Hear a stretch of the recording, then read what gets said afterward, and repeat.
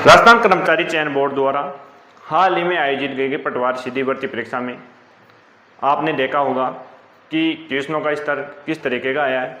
इसलिए दोस्तों, हमें कट ऑफ के चक्कर में नहीं उलझना है। हमें ये देखना है कि हमें इस भर्ती से क्या सीख लेनी है, ताकि हमारी जो आगामी भर्तियाँ है उसमें हमारा खराब परिणाम ना हो और हम अच्छा स्कोर कर सके, और जो अच्छा स्कोर कर रहे हैं वो बेहतर स्कोर कर सके। इसलिए सबसे पहले आपको ध्यान ये रखना है कि जो राजस्थान का जीके आ रहा है वो बिल्कुल सामान्य आ रहा है, बिल्कुल सामान्य तरीके से पूछा जा रहा है। इसलिए ज़्यादा उलझने की ज़रूरत नहीं है, ज़्यादा बड़े बड़े ग्रंथ पढ़ने की ज़रूरत नहीं है।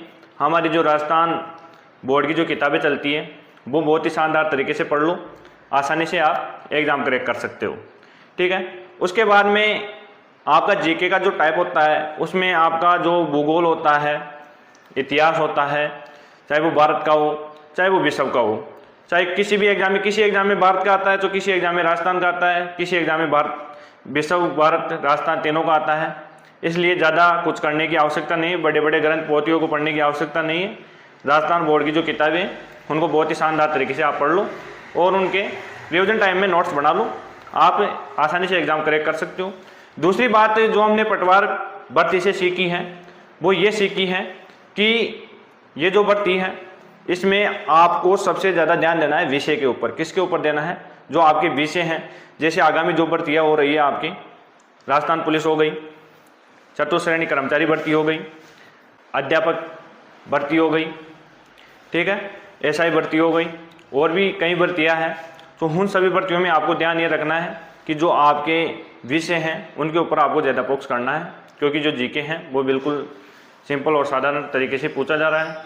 इसलिए ज़्यादा पोथियाँ और ग्रंथ पढ़ने की आवश्यकता नहीं है। तीसरी बात, कट ऑफ के चक्कर में आपको नहीं उलझना है, क्योंकि ये यूट्यूब है, इसके ऊपर बहुत सारे लोग हैं माइंड डिस्टर्ब करने के लिए कट ऑफ ये बता देंगे वो बता देंगे। राजस्थान कर्मचारी चयन बोर्ड की कोई कट ऑफ फिक्स नहीं कर सकता, ये सब नॉर्मलाइजेशन होगा। पहली बात ये है, तो उसके अनुसार क्या पता कट ऑफ कितनी रहे क्या है, इसके चक्कर में आपको बिल्कुल भी नहीं उलझना है। जैसे कट ऑफ में मैं बता सकता हूँ अभी कि कट ऑफ इतनी रह जाएगी, लेकिन उससे क्या होगा, संतुष्टि मान लो, मानसिक संतुष्टि मान लो।